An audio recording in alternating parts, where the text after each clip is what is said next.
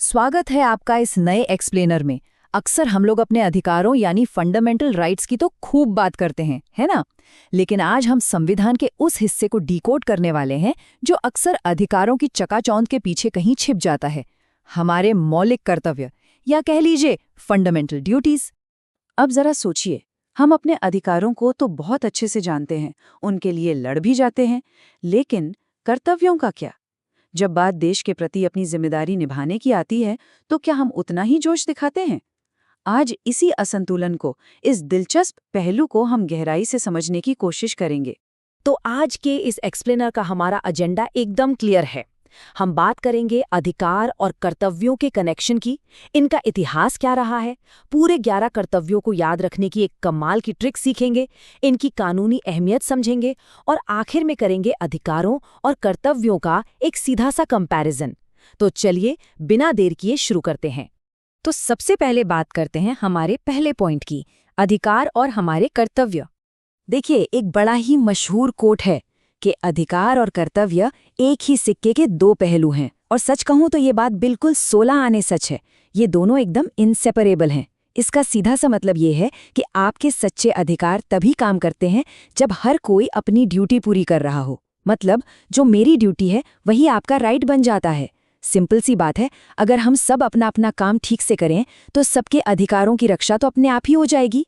चलिए आगे बढ़ते हैं अपने दूसरे सेक्शन पर, जो है इन कर्तव्यों का इतिहास। आखिर ये आए कहाँ से?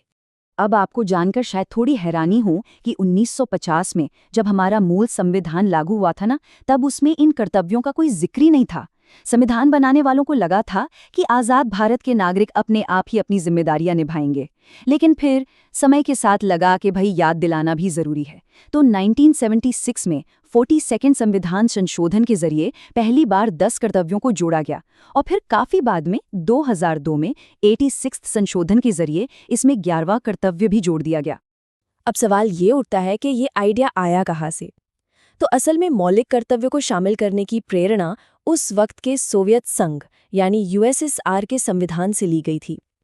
1975 से 77 की इमरजेंसी के दौरान एक कमेटी बनी थी, सरदार स्वर्ण सिंह कमेटी। बस उन्हीं की सिफारिश पर संविधान में एक नया भाग पार्ट 4A जोड़ा गया और इसमें सिर्फ एक ही आर्टिकल है, आर्टिकल 51A। मकसद बस इतना था कि नागरिकों को याद रहे कि अगर हमारे पास कुछ अधिकार है तो देश के प्रति हमारे कुछ अहम फर्ज भी बनते हैं। अब आते हैं इस एक्सप्लेनर के सबसे मजेदार हिस्से पर, हमारे 11 कर्तव्य और उन्हें याद रखने की super easy trick. Article 51A के तहत आने वाले इन 11 कर्तव्यों को रटने की बिल्कुल जरूरत नहीं है। बस एक छोटी सी ट्रिक याद रखिए, ये आपके लिए एक जादुई पासवर्ड की तरह काम करेगी। शब्द हैं संविधान, ध्वज, एकता, रक्षा, भाईचारा, संस्कृति, पर्यावरण, विज्ञान, संपत्ति, उत्कृष्टता, शिक्षा। बस ये एक लाइन याद कर ली तो समझिए पूरे 11 फंडामेंटल ड्यूटीज आपकी उंगलियों पर। चलिए इसे फटाफट डिकोड करते हैं। शुरुआत करते हैं पहले 3 शब्दों से। संविधान मतलब हमें संविधान का पालन करना है और उसके आदर्शों की रिस्पेक्ट करनी है। ध्वज यानी अपने नेशनल फ्लैग और नेशनल एंथम का हमेशा सम्मान करना है। और एकता, इसका सीधा सा अर्थ है भारत की संप्रभुता, यूनिटी और इंटेग्रिटी को बनाए रखना और उसकी रक्षा करना। ये 3 चीजें तो हमारे राष्ट्र का एकदम बेसिक आधार है ना। अब आगे के 3 शब्द देखिए। रक्षा यानी देश की रक्षा करना और जब भी देश पुकारे सेवा के लिए हमेशा तत्पर रहना। भाईचारा मतलब धर्म, भाषा या किसी भी भेदभाव से ऊपर उठकर सब में ब्रदरहुड या भाईचारे की भावना जगाना। और हाँ, महिलाओं के सम्मान के खिलाफ जो भी प्रथाएं हैं उन्हें छोड़ना। फिर आता है संस्कृति, जो हमें याद दिलाता है कि हमारी जो ये इतनी रिच और मिक्स्ड संस्कृति है ना, उसकी विरासत को महत्व देना है और उसे बचा कर रखना है। हमारी अगली ड्यूटी सीधे हमारे नेचर से जुड़ी है। हमारी ट्रिक का 7वां शब्द था पर्यावरण। आर्टिकल 51A एकदम साफ साफ कहता है कि हमें अपने प्राकृतिक पर्यावरण की, जिसमें जंगल, झीलें, नदियां और जंगली जीव सब आते हैं, उनकी रक्षा करनी है और उन्हें बेहतर बनाना है। साथ ही जीवित प्राणियों के प्रति दया भाव भी रखना है। ये साबित करता है कि एनवायरनमेंट बचाना सिर्फ सरकार का काम नहीं है, ये हमारा और आपका एक साझा संवैधानिक फर्ज है। चलिए अब अगले 3 शब्दों पर फोकस करते हैं।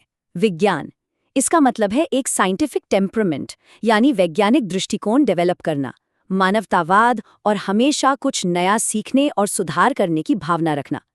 फिर है संपत्ति, मतलब पब्लिक प्रॉपर्टी, यानी सार्वजनिक संपत्ति को सेफ रखना और किसी भी तरह की हिंसा से दूर रहना। और उत्कृष्टता, यानी व्यक्तिगत और सामूहिक गतिविधियों में हर फील्ड में एक्सीलेंस की तरफ बढ़ने की कोशिश करना, ताकि हमारा देश हमेशा नई ऊंचाइयों को छूता रहे। और फाइनली ये रहा हमारा 11वां और आखिरी कर्तव्य, जो हमारी ट्रिक के आखिरी शब्द शिक्षा से जुड़ा है। इसे 2002 में 86th कॉन्स्टिट्यूशन अमेंडमेंट के जरिए जोड़ा गया था। ये बेसिकली माता पिता या गार्जियंस के लिए एक ड्यूटी तय करता है कि वो अपने 6 से 14 साल तक के बच्चों को एजुकेशन के मौके ज़रूर उपलब्ध कराएं, क्योंकि भाई एक पढ़ा लिखा और जागरूक समाज ही तो देश की असली नींव मजबूत कर सकता है। सही कहा ना? अब आते हैं अपने चौथे सेक्शन पर। कर्तव्यों की कानूनी स्थिति या लीगल स्टेटस आखिर है क्या? तो अब जब 11 ड्यूटीज एकदम क्लियर हो गई हैं, तो दिमाग में एक बड़ा सवाल आता है कि क्या इन्हें न मानने पर कोर्ट सजा दे सकता है? यहाँ एक बड़ा ही भारी भरकम शब्द आता है, नॉन जस्टिशिएबल, यानी गैर न्याय संगत। आसान भाषा में कहें तो नीति निदेशक तत्वों की तरह ये हमारी मॉरल या नैतिक जिम्मेदारियां हैं। आप इन्हें लेकर सीधे कोर्ट नहीं जा सकते, मतलब सिर्फ कर्तव्य का पालन न करने पर कोई सजा नहीं मिलती। लेकिन रुकिए, अगर संसद ने इसके लिए कोई खास कानून बना दिया है, जैसे पर्यावरण को बचाने के लिए वन अधिनियम या नेशनल फ्लैग के अपमान को रोकने वाला कानून, तो फिर उन कानूनों को तोड़ने पर आपको सजा बिल्कुल हो सकती है।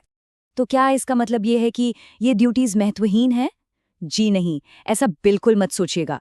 नॉन जस्टिशिएबल होने के बावजूद अदालतें जब भी कानूनों की व्याख्या करती हैं, तो इन कर्तव्यों को बहुत सीरियसली लेती हैं।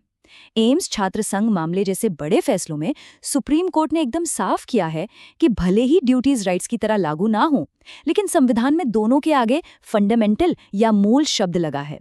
इसलिए मौलिक कर्तव्य भी मौलिक अधिकारों जितने ही इम्पोर्टेंट है, और देश का एक अच्छा नागरिक बनने के लिए ये बेहद जरूरी है। चलिए अब बढ़ते हैं अपने आखिरी सेक्शन की तरफ, अधिकार बनाम कर्तव्य।